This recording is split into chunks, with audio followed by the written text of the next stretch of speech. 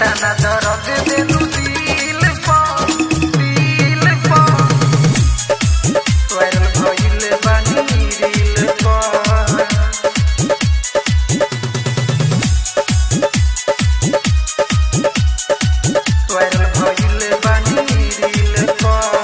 इतना दर्द देलू दिल पा हम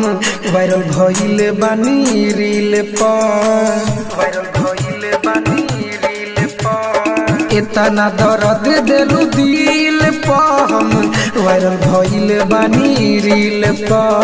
करत रहल घमंड काहे करत रहल घमंड काहे चेहरा अपना हसीन पा